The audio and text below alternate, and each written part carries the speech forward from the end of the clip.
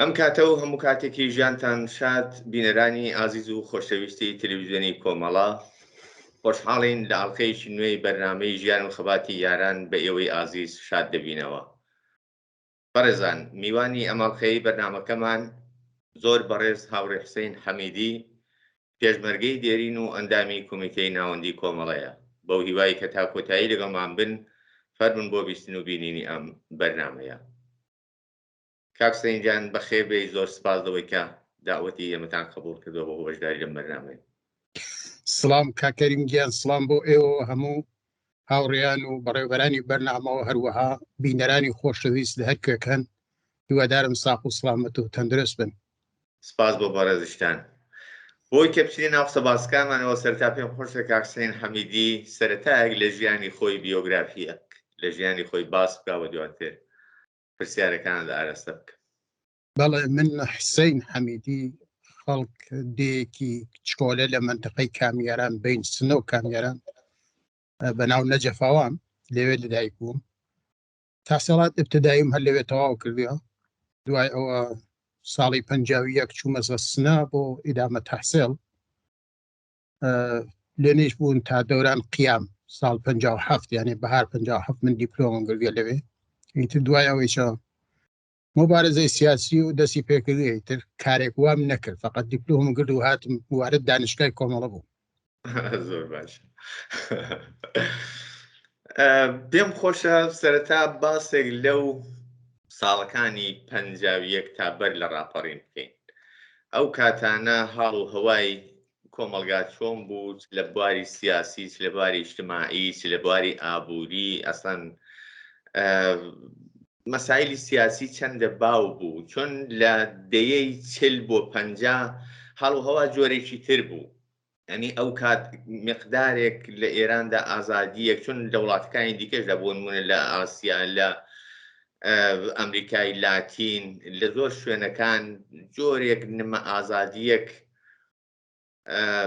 لە گۆڕێدا بوو. هەندێک جەریانی ئازادی خوازی ملی سەریان هەڵدا بوو. سیستمی سەرمایەداری لەو کاتدا لەباری ئابووریەوە ڕوو لە ڕکۆت بوو. دیارە ئێرانیش ئەو کاتە بێبەش نەبوو لەو تەئسیرات و بێگومان لەژێر تەئسیری ئەو هاڵ و هەوایەدا بوو، و لەو سەردەمەشدا لە ئێرانیش ئیسلاحاتی ئەرزی دەکرێت. بۆیە ئەو کات هاڵ و هەوایش تایبەت بووە. پێم خۆشە ئیدامەی ئەو شەرایطە لە دەیەی 50دا بەڕێستان کە حوزورتان بووە و یاداوەریتان لێ هەیە باس بکەن.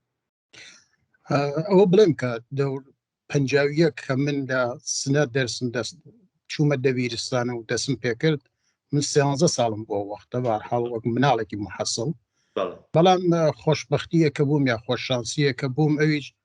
لە ڕێگەی ڕەفیقەکە و کە سیاسی بوون یا کەس و کارم بوون، بە تایبەت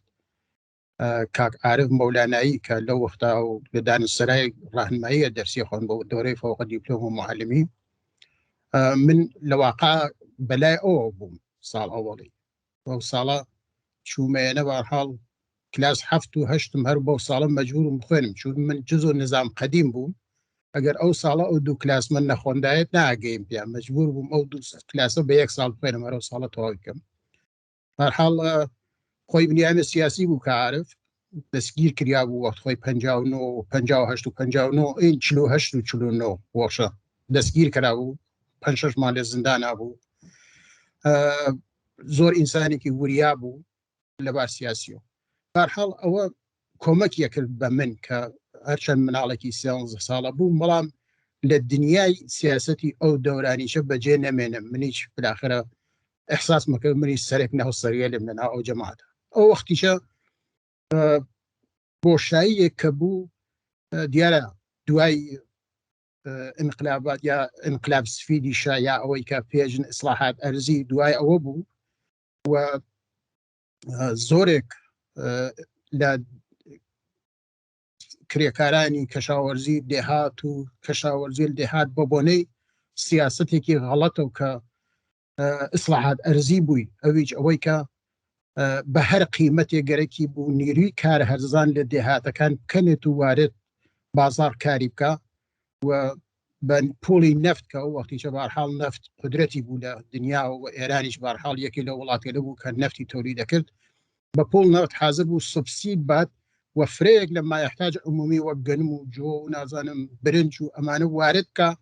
بەڵام لە حاڵێکە هینەکان ئێران بە هیچ جۆرە قیمەتی ناکرد یعنی کارای کەشاوەرز بە هیچ جۆرێک دەری ناهاوڕ بووی کە کار کەشاوەرزی کا بە کار کەشاوەرزی بەڕێوە بچێت مەجبور بوون ئێمە مەسەڵان خانەوادە ئێمە دوو برا لە خۆم گەورە چرم بوو ئەوان مەجبور بشن بۆ کاریگەری بۆ شارەکان تر لە حاڵێکە زەوی زاریشمان زاوی زارەکە بەشی ناکرد یعنی ئەوە کارێکی کردو کە حاشیە شارەکان پڕ بوو لە مردم دێهات و کارێکیش بۆ ئەنازە نەبوو بۆ ئەم هەمووە کە بەرحاڵ بە شێوەیەکی غێرە ئوسوڵی نیروی کار ئازاد کریا بوو بەڵام کار بوو گشتی نەبوو کە بتوانێت کارێ پێیاکە حداقل زندگی بەڕێ بچێت ئەوە بوو کە بەرحاڵ ئەو جۆ و فەزاهین ئەو دەورە بوو و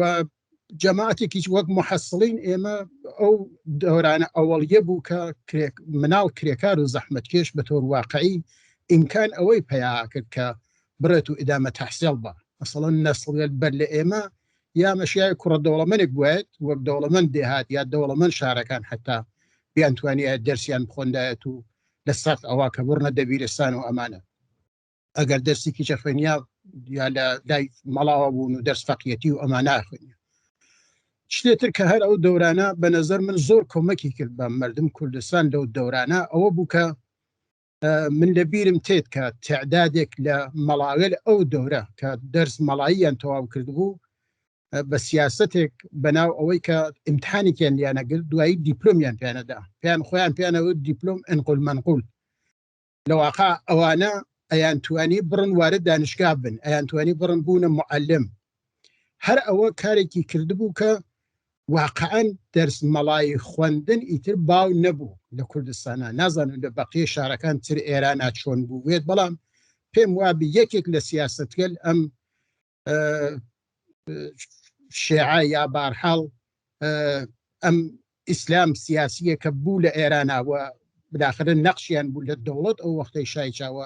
مەجلس بەدەستیانەوە بوو فرەیەک اعتباریان بوو بەلای ڕژیم شاوە نوعێک بۆ ئەوەی کە بەرحاڵ ئەم مەزهەبیچە کەسکەن حتا ئەویانە بە نەفع بوو بە تۆر واقعی کە معلم بالاخرە یا کەورای مەڵا شغڵێک شرافەتمەندانی پەیا کرد وەک شغڵ معلمی بە شوێن ئەوە چوو تا ئەوەی کە بێتە مەڵا و بڕێتە دێک و خەیر و ساقەی پێ بکەن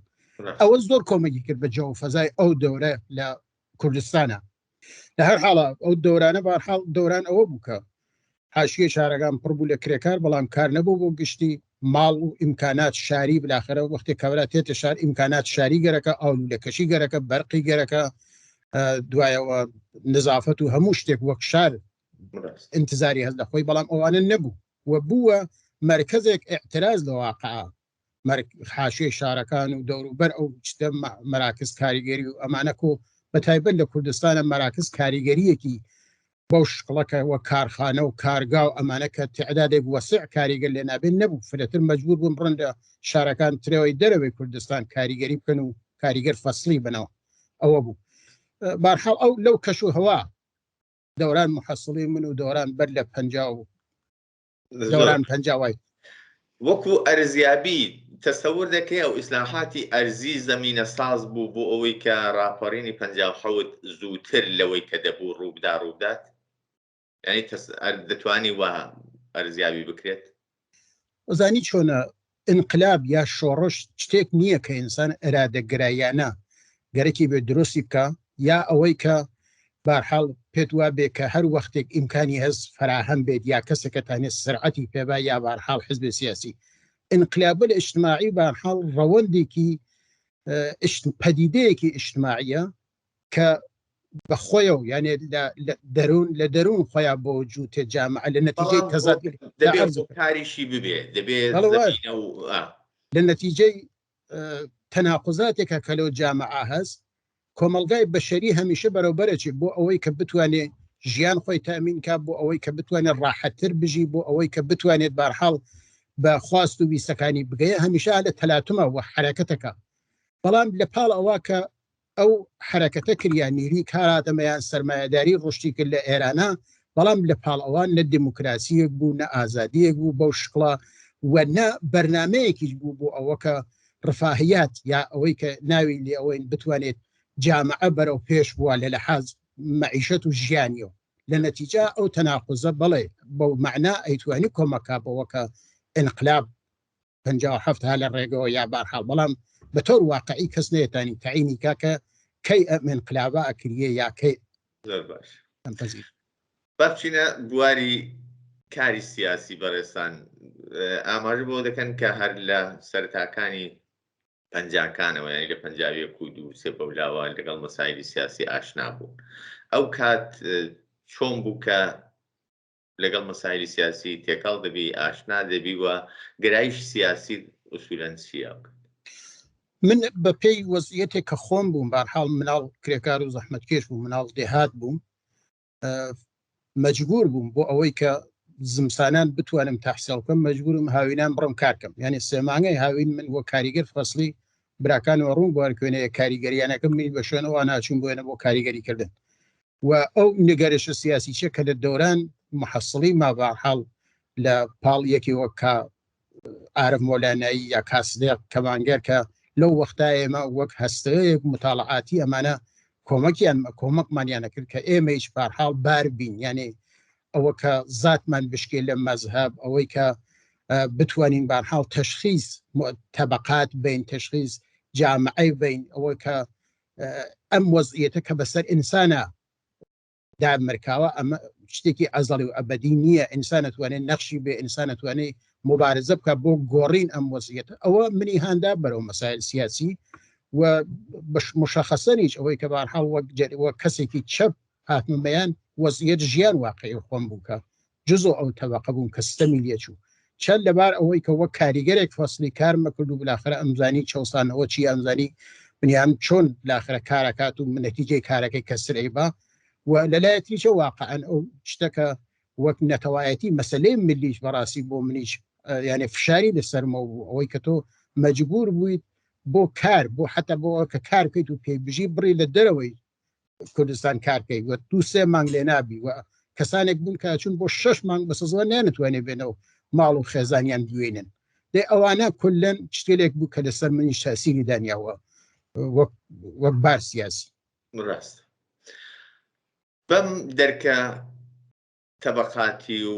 چون موقعیەتی کۆمەڵایەتی موقعیەتی ژیان وای ئیجاد کردووە کە زۆر زوو هەست بە جۆرێک لە جیاوازی تەبقاتی بکەیوە هەر ئەوەش هاندێرەکە لەگەڵ بازە مەسایلیشی سیاسی لەوانە گەرایشی چەپ تێکەڵاو دەبیوە بەرەو ئەوە سەوق دەدرێی کاتێکە ڕاپەڕینی 57 دەست پێ دەکرێت تەبیعەتەن بۆ کەسانێکی وەک ئێوە بەرچاوڕوونیەک هەیە هەدەفێکی ڕوون هەیە دەور و نەخشی کەسانی وەک ئێوە و بەڕێستان لە ڕاپەڕیندا چ بوو تاوجگایەکە من خۆم شخصەن ئەگەر چاو لە وەزعیەت خۆمەکەم ڕەنگە بە نسبەت کەسانێک کە تەئسیر گوزار بوون زۆر تەئسیرم کەمتر بووگە بەحاڵ مناڵێک کە تازە دیپلۆمەگری لەو سەرە من تازە دیپلۆمگرت ساڵ بەهار 57 دیپلۆمگرت دەوروبەر قیام بوویتر معموڵەن وەک هەر محەسڵێتی لە دەوران تەزاوەرات و شتەکانە بەشداری مەکرد بەڵام بەواقع ڕەهبەری ئەو ئێعترازات و مبارزاتە کەسانێک سەرشناسیان کرد وەک کاسدێق وەک کەعارف وەوانە وا من ئەیاناسم یا لە شارەکان ترە نمونەی ئەو ڕەفێقەلە کە مەسەڵەن کاحەمە حەسەن کەریمی یا هەر کامێک لەو ڕەفێقەلە کە لەو وەختا ئەوان دانشگایان تەواو کردو و هاتبوون بالاخرە دامەزرێنەر بوون نەقشیان بوو ئەوانە نەقش ئەساسیان بوو ئەنا من خۆم شخصەن وەک محەسڵێکە ئەحساس مەکەن مبارزاکەم و تێم و ئەچم بۆ تەزاوەراتەکان هەر لەو سەردەما من لە بیرمە کاسدێق وتی تۆ بۆتی بۆ شار بۆ تەزاوەرات تۆ بەلاخر خەڵک دەویت و هایتت دیا و بۆ ناچی لێل مردم دیا لێل جوانگەل هاو سن و ساڵ خۆتا و ئەمانە ئەم کار بکەی کار سیاسی بکەی کە ئەمانە ئامادەگیان بێت هەر لەو وەختا کە مەسەڵەن لە شارە تەزاوەراتە کردیا ئەهاتن لە دێهاتەکانە خەڵکیان جەمع کردەوە بۆ بچێت تەزاوەرات کا بۆ دفاع لە شار دیدی ئەمانە خونساکردن ئەمانێکە کارە تۆ پێت وە نەبێ هەزاران نەفەرها لەم شارا خەریکن مبارزاکەن و تێنە ناو تەزاوەراتەکان توی چۆن لە دێهاتەکانە و ئەوە بووە هینێک بۆ من کە من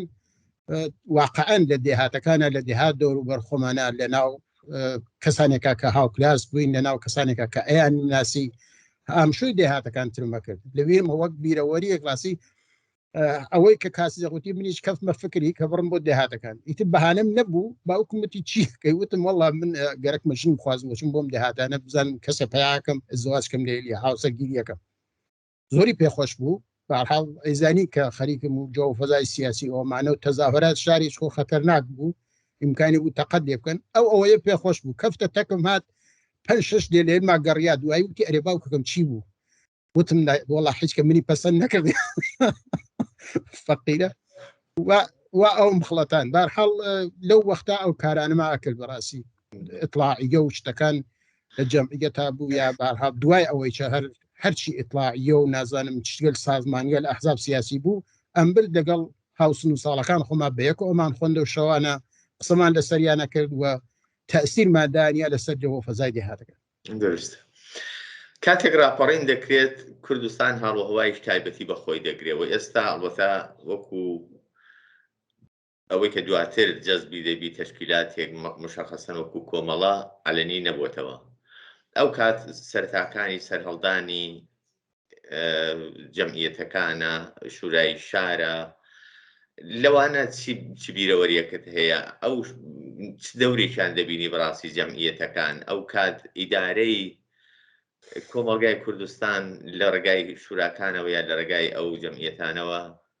چۆن بەڕێوە دەچوو و ئەو جەمعیەتانە چ تەئسیریشیان لەسەر فەزای سیاسی کوردستان بوو بەبێت فەرق و تەفاوتێکە لە کوردستان و سراسەر ئێرانە بوو هەر ئەوە بوو کە بە گشتی لە کوردستانە ئینقلاب تەواو نەبوو یعنی تەواو شدە فەرز ناکریا ئەوینی کە لە شارەکان تری ئێرانە حتا سازمانە سیاسیەکان ئەحساسیان نەکرد کە ئەمە بلاخرەوان ئینقلابیان کردووە ئەوە ڕژیم تەواو بووگە و بەرحاڵ ڕژیمە تراتە سەرکار و بۆ تەوجیه ئەوە گەڕیان کە ئەم ڕژیمە بەرحاڵ شتێکە کە لە مقابل ڕژیم قبلیا بووگە و ئەگەڕیان بۆەوە کە نقطە قووەتێکی تیا بدۆزنەوە مەسەڵەن حزب و دە و چریکە فەدایەکان و نازان ئەوانە ئەگەڕیان بۆەوە کە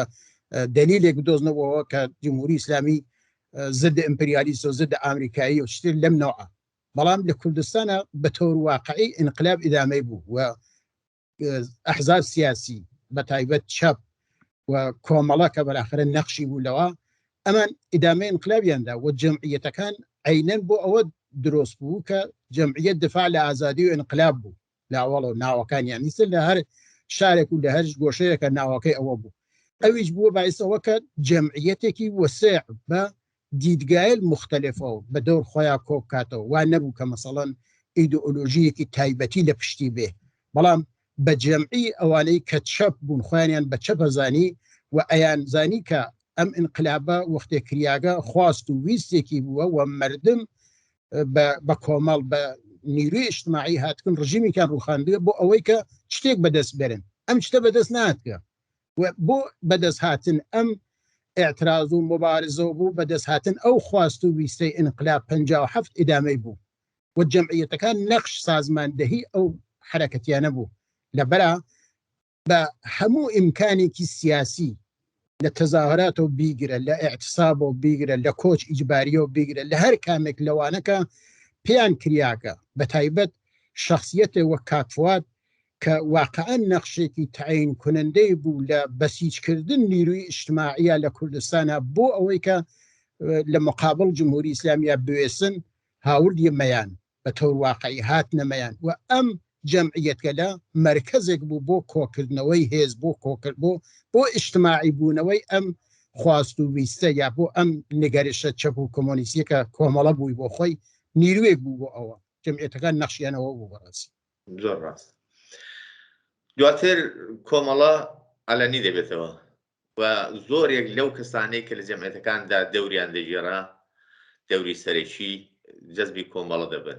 بەڕێستان لەو کاتدا چی دەکەن منیش هەرەوە تەسیانێ بە تۆر واقعی لە دەوران قیام و حتا قیامیشکریا هێشتا خۆمم بە کۆمەڵە نازە ینی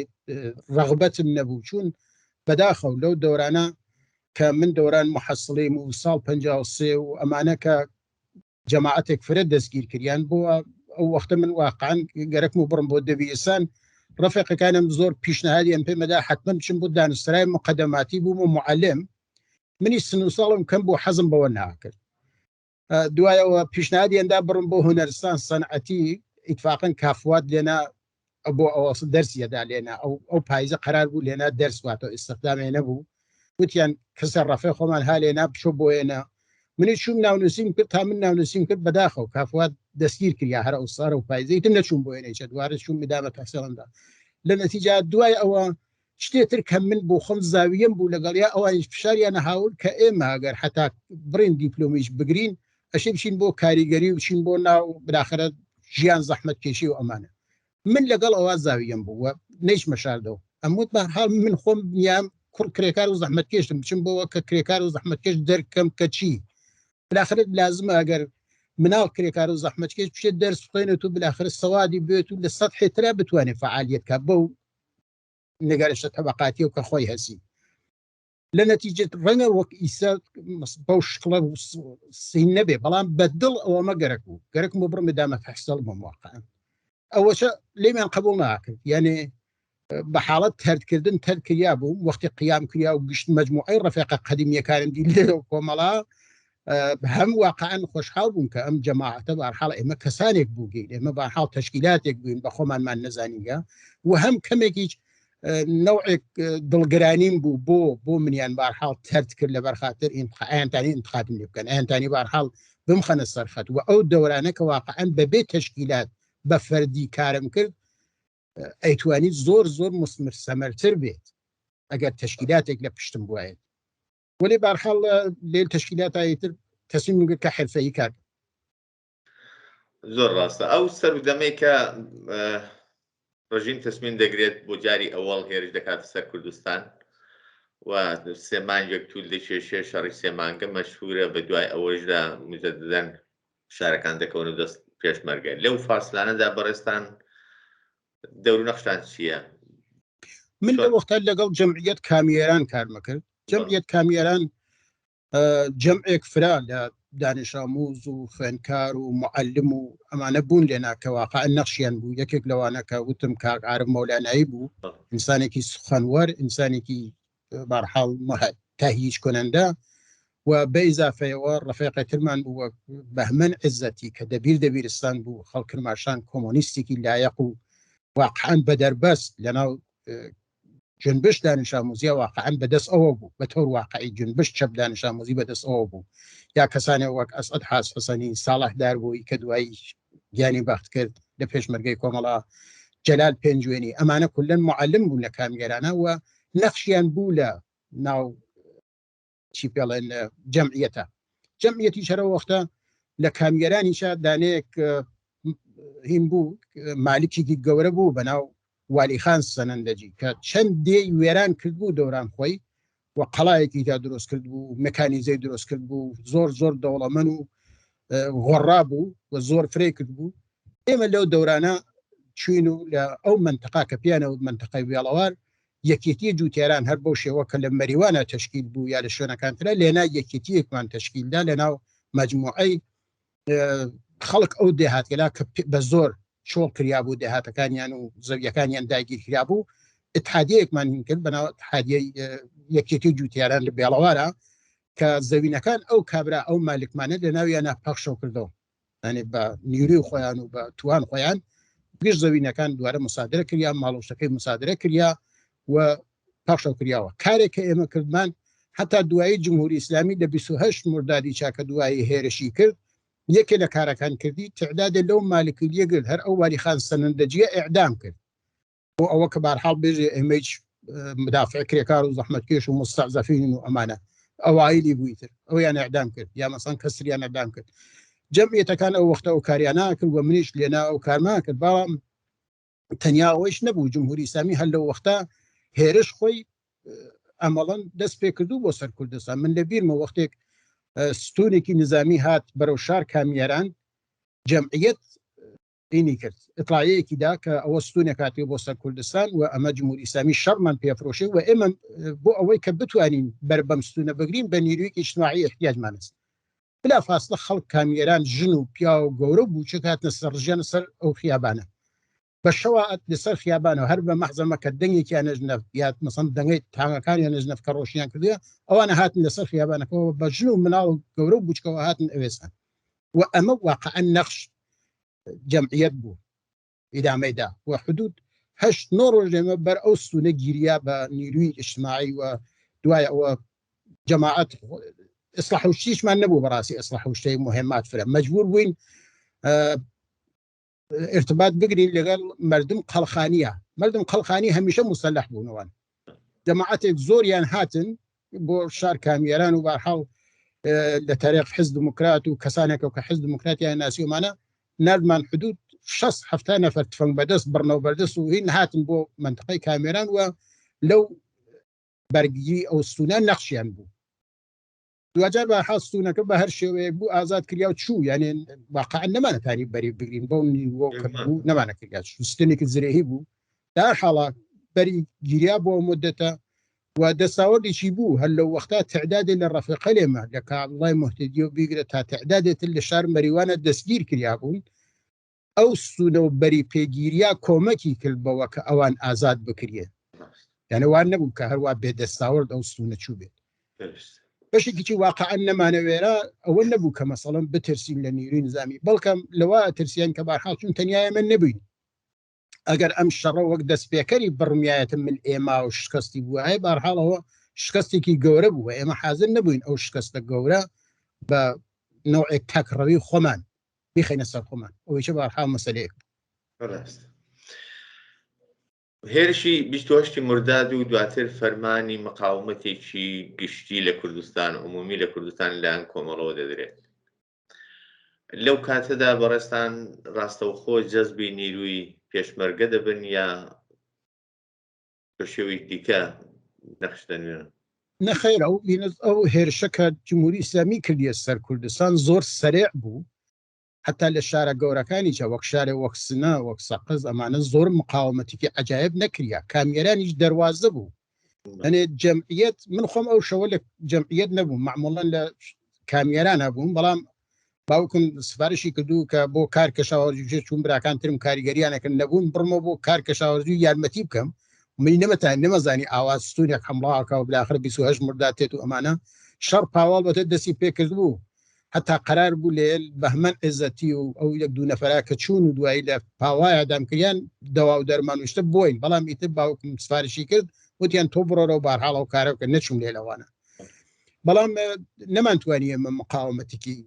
تایبەتی بکەین لەو وەختا هاتن جەماعەتێک کەم بووین تعدادێ 3-4 نەفەر شاید ئەسلحەیان پێبوو هاتن چوون لە دەیەکە لە دێ یەمێنان لێنا مەخفی بوون ئەوان حتا ارتباطیشمان بەیەکەوە نەبوو خۆ نە تەلەفۆن بوو نە بێسیم بوو نە هیچی بوو نەمانەزانی چی پێات بووە دوایەوەی واقعا مدەتێکە نەمەوێرا بڕمە شار سنە چون ئیمکانی بوو هیم بکرێت هەم ئەمیان ناسی هەم کەسانێک بوون کە بارحاڵ لە بیرمە وەختێک بۆ ئەوەڵین حرەکەت من لەگەڵ جمهوری ئیسلامیە وەختێک بوو کە تعدادێک جەماعەت مفتیزادە هاتن بۆ دیەکەمان گەرەکیان بوو بۆ ڕەفراندومی ئەوەی کە جمهوری ئیسلامی ئەرێیانە ڕێی کۆکەنەوە من کەسێک بووم کە لەوانە کە نەمهێشت ئەو ڕێگیریە بکرێت بە کۆمەک خەڵک ئاوایی و ئەوانە ئەمیان ناسی ئەوانە ئەکسەرەن فەقید بوون لە شارسنا و شەوانەیش دەرسیانە خوۆن با تۆجە بەوە ئەمیان ناسی تعدادێکیان ئەمیان ناسی نەمەوێرە ڕاستەکەی بچمە بۆ سنە تا ئەوەی کە بارحاڵ کا عارف سفارشی کرد لەو دیا وتی بێ بارحاڵ بشکەم کارێک بکەین کە من لێران ناتانینی تر ئەو نە بمێنینەوە ئەو بوو یادی بەخێر ئەمین ڕەنجبەر بوو تعدادێتر بوون کە ناویان نابە میسد نین لێ دەرەوە ئەوانە بارحاڵ لێ کە عارفە سفارشی کرد منیش هەڵسان چوون بۆ لایەن و دوایەوە چوومە ناو وتی بڕۆ بۆ سنە منیش کەفتمە ڕێگە و چوون اتفاقا لەسەر جادەی سنە کامیێران و گەیمە دانەی لەوانە کە تفەنگ بەدەست هاتبوو لە جەماعەت مفتیزادە بوو کەوتمە ناو دوو ڕێک چی بکەم ئایا بڕم یان نەڕم چوون لێ قسەم کرد وتم ناوەکەی ئیسە نابم وتم برایە من ئەو بۆش ناچم تۆ منە ناسی و منیش تۆ ناسم تەنیا تۆ منە ناسی ئەگەر هەر شتێک بۆ من پێش بێت ئەوە بزانێ بارحاڵ تۆی ئەو کارتە کردیەوە عاقبەتەکەیی ئێشێ بوێنی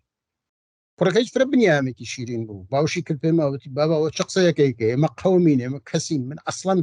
ئەوەیشە لە زێهنمان نەوگە ئەگەر ێژی من نایم بۆ سنە تۆ بڕۆ ئەگەر ێژی با من لە بەرا بچم و دوایی تۆ ڕۆژێتر بێ وەلێ مطمئن بکە هیچ نییە ئیتر منی واقعاً ئیتمیانم پێکرد چووم هەر وتم دێ باشە بەیەکەوە چی چوم و ئیتر زاتم شکیا و چوم ئەو کەسەوە قەرار بوو بیتێرم تا عارف بوات ئەو ئەفسەر بوو برایەکی بوو یادی بەخەرێژ فۆتی کرد ئەو هات هەر بەلیباس نظامی خۆی ئونیفۆرمەوە هات و بە ماشینەکەی و ئێوارانێک بردی بۆ سنا لێن ئەو یەک دوو نەفەرای لێلیا بوون ئیتر لێنە ئەوان چوون بۆ دەور سەقز و بۆکان و ئەمانە بەڵام من ئیتر وەختی عەلەنی بوومەوە مامەوە ینی مامەوە تا دوایی دەور بعدی تر ئابانوشتە بوو کە پێشمەرگە هاتەوی تر مشەخەسەن چووم و بوومە پێشمەرگە. زۆر باشە باچینە سەر دەورانی ژیانی پێشمەرگایەتی کاتێکە دەبی بە پێشمەرگە بێگومان ئیتر ئەودەم ئەرچێکی ئەلەنیەوە تەکلیفەکان جۆرێک لەگەڵ ئەوەی کە پێشتر بۆ دەگۆڕدرێت کەمێک باسی سەردەمی پێشمەرگایەتی باسی دەور و نەخشی پێشمەرگەی کۆمەڵە بە تایبەت لەو سەرودەمەدا کۆمەڵە درەنگتر لە زۆر لە جریانەکان خۆی ئەلەنی دەکاتەوە بەڵام زووتر لە زۆریان لە زۆر لە جریانەکان جەماوەری دەبێتەوە نیرو دەگرێت خۆشەویست دەبێت ناو کۆمەلگادا هۆکارەکەی بۆچی دەگەڕێتەوە بەڕاستی چ پراکتیکێکی لەو کاتەدا جوابدەرەوەی ئەو نیازانە بوو کە خەڵک لەمسی دەکرد و تەسیری دادەنا کە ئاوە کۆمەڵی کردوە هێزێکی جەماوەری کۆمەڵە بە تۆر کولی وەختی پێشمەرگەی کۆمەڵە یا پەدیدەی پێشمەرگەی کۆمەڵە وەک بێژم چۆن جەماعەتێکی ئیجتیماعی نیرویەکی ئیجتیماعی لە دەوری وەری سیاست و جەهەتەکان کۆمەڵا بۆ بەرەنگاری لە مقابل جمهوری ئیسلامیە و لە مبارزەیە کە خەڵک دەستیان پێکرد و مبارزەی موسلحانە شتێک واقعەن تازە بوو یعنی ئەوەی کە نیرویەک بە بیر و بڕوای چەپ و کۆمۆنیستیە و بێتە ناو بزوتنەوەیە کە ناوەرۆکەکەی ناسیۆنالیستیە ناوەرۆکەکەی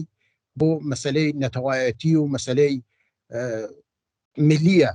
لێنا بەشداری بکەوە خۆی بەو جنبشە وەسڵکە ئەمە تازە بوو بۆ ئێمە وەک ئەوانەی کە بەشداری بووین بە تۆر واقعی تازە بوو وەک دانشگایەک بوو بۆمان کە هەر ڕۆژ مەشیایە لەسەر شتێک تحقیقت کردایەت بزانی ئایا واقعەن کارەکەت ئەیگرێ نایگرێ چۆنە چییە ئەگەر مشکلات هەست مشکلاتەکەی چییە و تەسمیم و بگردایە لەسەری زۆر جار وەخت وا بوو تۆ ئەشێ فەردی تەسمیمت بگردایەت وەخت وا بوو مەسەڵەن بە جەمعی وەختت بوو ئیمکانە بوو بە جەمعی دانیشتی یعنی بە واقع دانشگایەک بوو بۆ فێربوون لە دموکراسی بۆ فێربوون لە تەسمیم جەمعی بۆ فێربوون لە جەسارەت ئەوە کە تۆ بە فەردیج ئەگەر کەفتیتە تەنگانەوە بتوانانی تەسمیم بگری نەترسی ئەمانە کولەن شتێک بوو کە پێشمەرگەی کۆمەڵە بووی بەڵام بە ئیزافەی ئەوانە کۆمەڵە شتێکی گەرەک بوو یعنی پێشمەرگەی کۆمەڵە شتێکی گەرەک بوو کە بەقیەی نیروەکانتر ئەوانە گەرەک نەبوو ئەویش ئەوەی کە ئاڵوگۆڕ لە ژیان واقعی کۆمەڵانی خەڵکە ئەگەر مردم سیستەم نەتەوایەتیی لێچێ کە لێچووگە وەلی سیستەمە نەتەوایەتیەکە خۆ بۆ گشتی وەک یەک نییە بۆ سەرمایەدارێکی کورد لێل کرێکارێکی کووردا وەک یەک سیستەم نەتەوایەتی لێ ناچێ منێک کە کرێکار بووم و کرێکار فەسڵی بووم ئەچوومە شارەکان تر ئەمزانی چە سیستەمێکم لێ ئەچێت دووریە کێشم نازانم چیەکەم تا ئەو سەرمایەدارەکە نەف و مەناح قازانج و بەرژەوەن خۆی ئەساسن لە تاران و لە ئەسفەهان و لە شیراز و لە تەورێز عادی لێنا معامڵەیەکرد لێنا کەسب و کاریەکرد ئەو ئەسەن ساڵەتی لێ ناچوو هەر دەیەقە مەیلی بوو هاتەوە هەر دەیەقەی مەیلی بوو هەرچی لێ بەدەستیا بوو وەلی ئێمەیەکە وە کاریگەر و زەحمەتکێش بووین بالاخرە ئەو سیستەمە ملی ڕەنگدانەوەی بوو لەسەر ژیان واقعیمان ئەوەی کە ئێمە لەسەر ژیان واقعی مردمەکە پێمان داگرت ئەوە جیاوازیەک بوو کە بین ئێمە و بەقیەی ئەحزابتر سازمانیتر یا مەسەڵەن حزب دموکرات بووی وە مردمیش بە تۆر واقعی هەر بۆ پێشینەوە کە پێشتر باسم کرد کە دەورانی ئینقلاب سفیدی شاو نازانم ئیسلاحات ئەرزی نیروی کاری هەرزانی کێشاوە شارەکان و تەبەقەی کاریگەرێکی تازە هاتووە مەیان ئەمە ئیتر پرۆژەیەک بوو کە ئێمەتیا ئەمانتوانی جەولان بین ئێمە ئەمانتوانی تەسی لەسەری دابنین بەقیەی حزبەکانتر یا حزب دموکرات ئەساسەن ئەوە مەسئلەی نەبوو تا بۆ یەکریاسن نەفی ئەوەیە کرد یا ئەسن کرێکار وجودی نیە لە کوردستانە ئەمە هەراو بەزمە چییە کرێکار و سەرمایەدار چەسێ مەگشمان کوردی ولی لە حاڵەکە کۆمەڵەوەی ناوت کرێکار و زەحمەتکێش بە ژیان واقعی خۆیان ئەویانە دەرکەکرد و بۆیە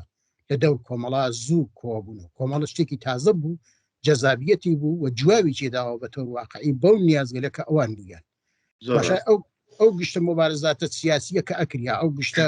دەخاڵەتداین مردن لە چارە نووس خۆیانە زۆر شتێک مهمە کە خەڵک ئحساسکە کە ئەم نەخشی هەست جایگای هەست و نییە کە ئیتر جەماعەتێک لەسەرەوەی ئەم تەسویم بگرن و ئەو بۆخەی این نەبێت ئەوە تەسیری بوو. بێگومان وایە هاوکات لەگەڵ هەموو ئەو تایبەتمەندیانە هێنانە سەحنەی سیاسی ژنانیش ئەو کاتە پێم وایە شێک لە زۆر حرەکەتە مؤثرەکان بوو بۆەوەی کە کۆمەڵە خۆ بەشێکی کۆمەلگای عملەن لەگەڵ خۆی خست چون لە هەموو شۆڕشەکانی دیکەدا لە هەموو حرەکەتەکانی دیکەدا مەعمولەن ژن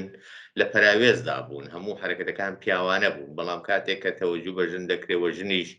دەخیل دەدرێت لە ئەموراتی کۆمەلگا و لە کاری سیاسی و هەتا نیزامیدا بێگومان ئەوە تاسیری بە سزای هەیەەوەی شەکە لە کارە دەگمەنەکان کە کۆمەڵە ئەودا جێی خست. ئەو واقعیە بەڵام من یەک ڕۆشنگەریە بکەم لەسەرەوەی کە زۆر جار ئێژن کە کۆمەڵە ژنانی هاوردە ناو سەپ مبارزە من ئەمە بە دروست نازانم لەبەر خاطرەوەی کە ژنان لەو وەختە و کەستەم هەست لەو وەختە و کە ئاعتراز و مبارزە بووە ژنان بەشێک لەو ئاعترازات و مبارزاتە بوون هەمیشە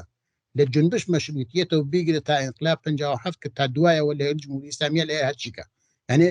ئێمە ژنانمان ناوەرسە ناو مبارزە ژنان مبارزەیان کردێت ناو مبارزە بوون بەڵام ئێمە لە عەرسەیەکە لە عەرسەی نظامیە ئەمانمان ئەرێ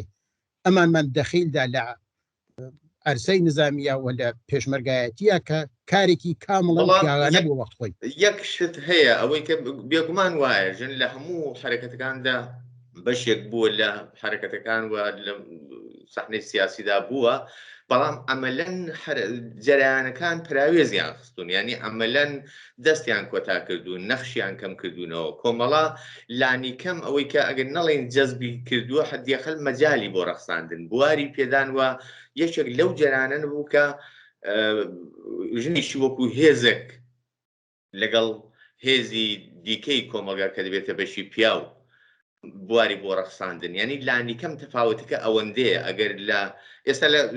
کۆماری ئیسلامیدا خۆ ژن هەمیشە بەشێکە لە هەموو فعل و ئینفعالەکان بەڵام هەر چۆنێکە بۆی دەکرێت بەرتەسکی دەکاتەوە مەحدودی دەکاتەوە جەریانی حیزبی دموکرات هەتا زمانی کۆمەڵە بەعەلەنەن ئەو مەجالی نەڕەخسان لانی کەم بۆ ئەوان هەتا ژن بوون بە پێشمەرگە تا بۆ بوو لە زۆر کەم کاروباری مەگەر پشت جێبهەیەک یا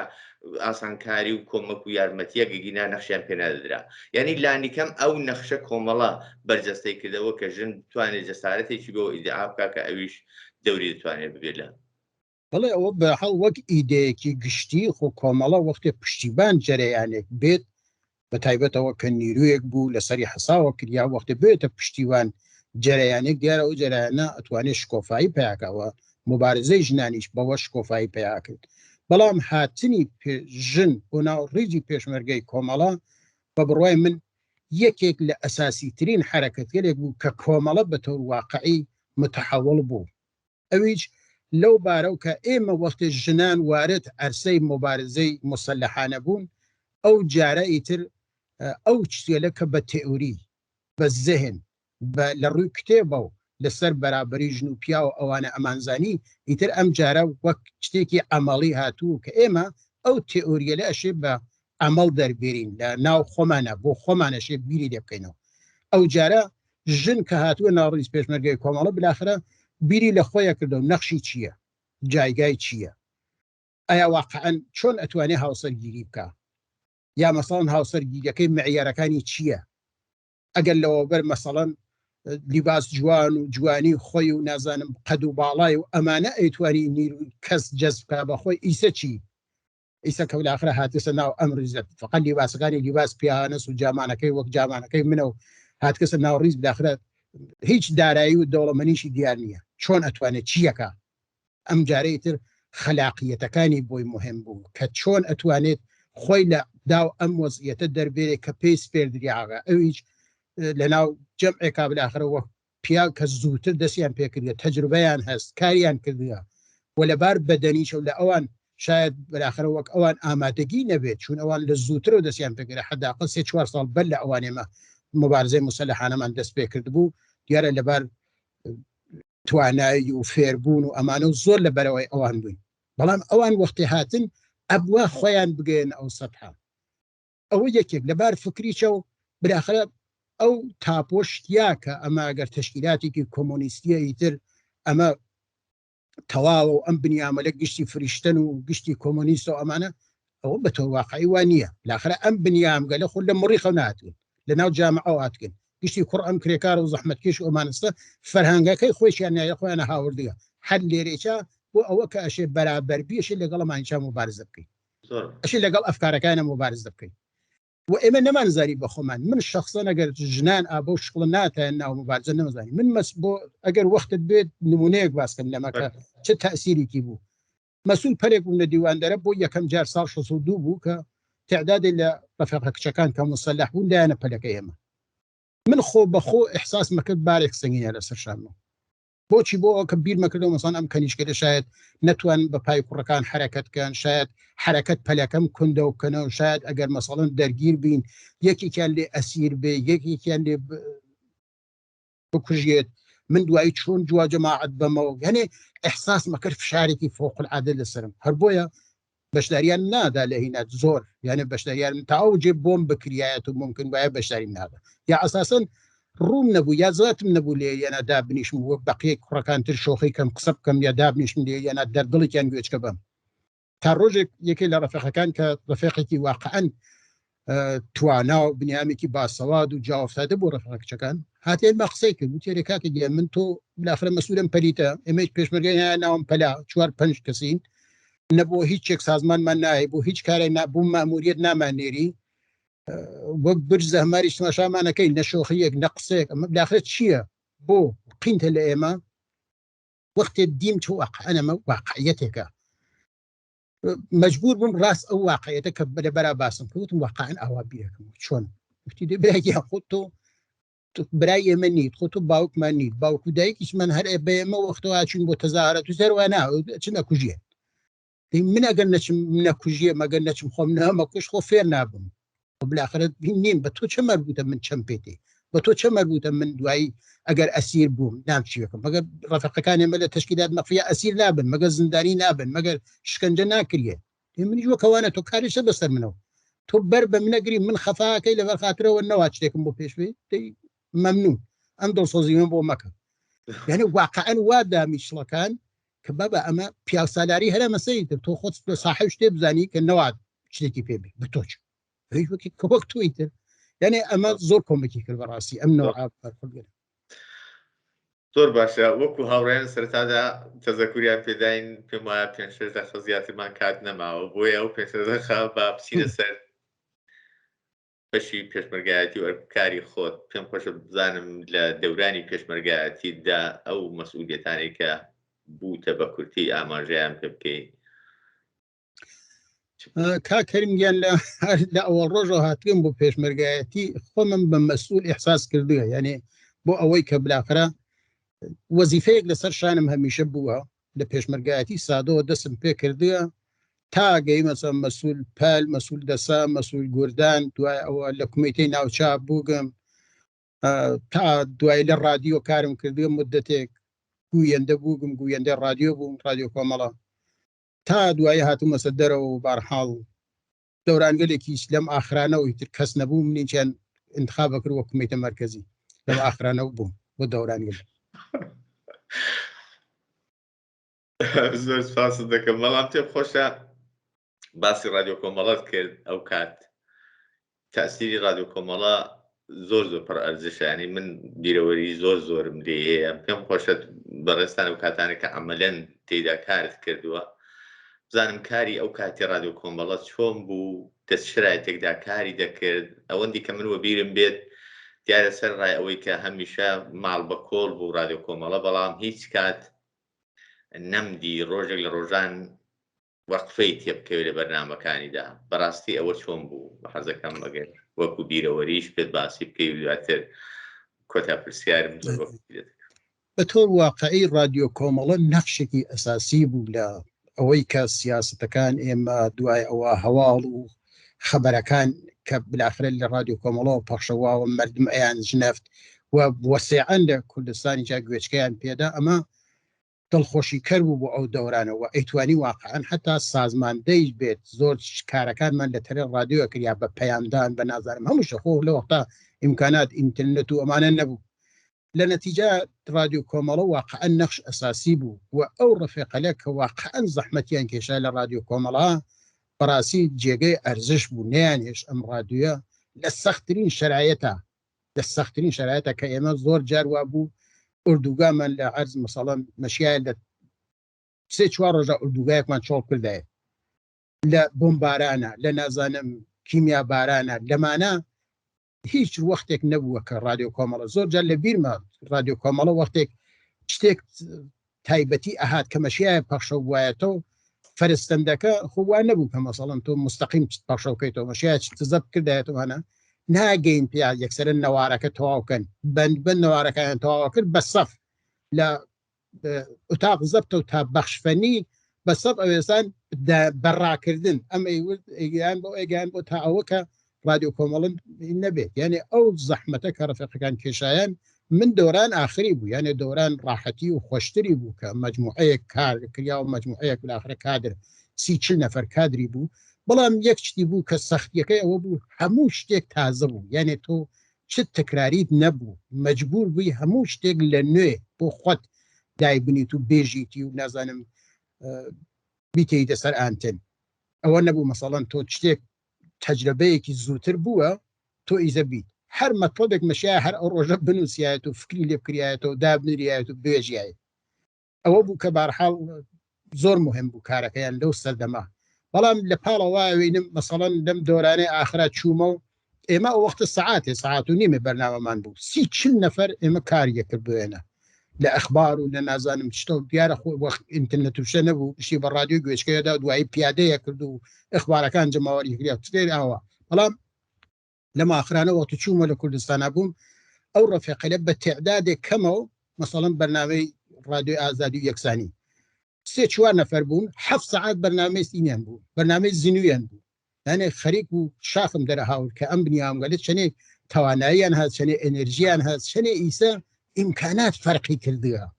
کە ئەمانە ئەتوانن بە نیرویەک کەم و کارێکی گەورە بکەن لەو وەختە واقعا ئەو ئیمکاناتە نەبوو و کارەکە ئەو وەختە سەخت بوو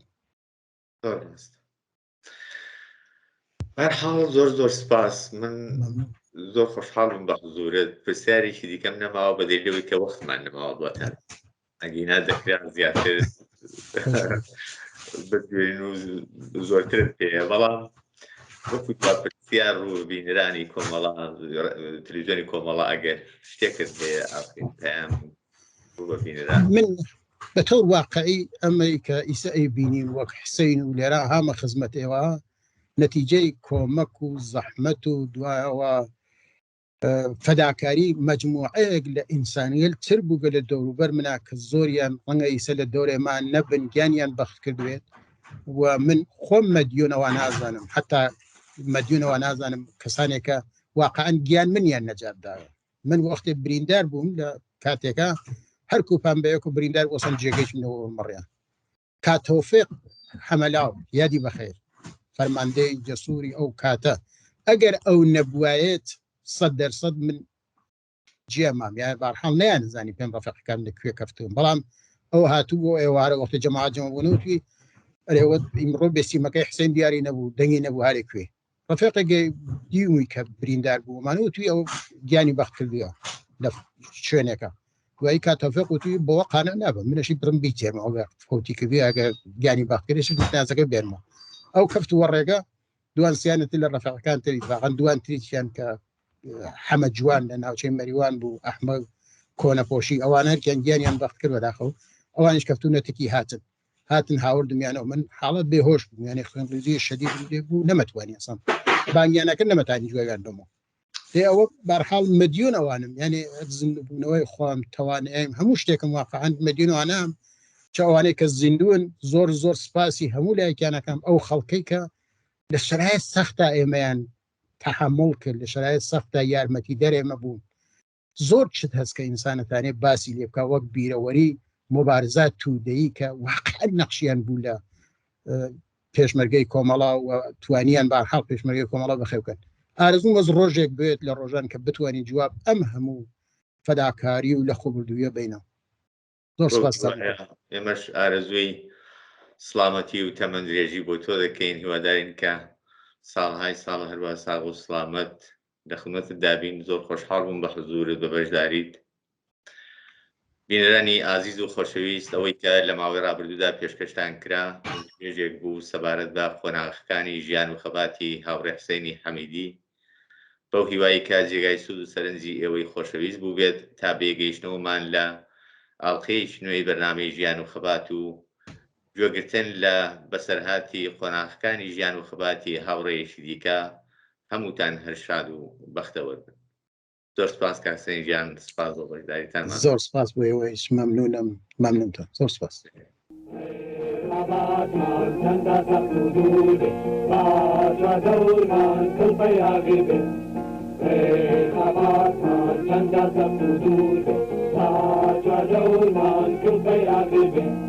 L'amre piro da gidanade e me corre di ramade. L'amre piro da gidanade e me corre di ramade. Lo dia e cine bohajara o danani como gayeta. Lo dia e cine bohajara o danani como gayeta. Ragizadari la risha da beni, doi azadi gal manateni. Ragizadari la risha da beni, doi azadi gal manateni. Karamari chini kire kara, arainami regay ke kosha. Karamari chini kire kara,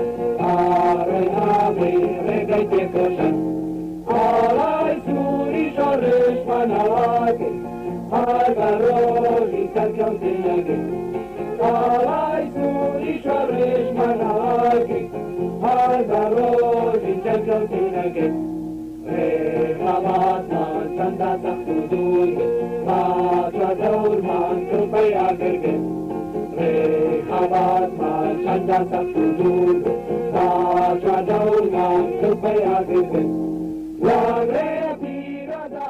gidanade e mai corre di ramade.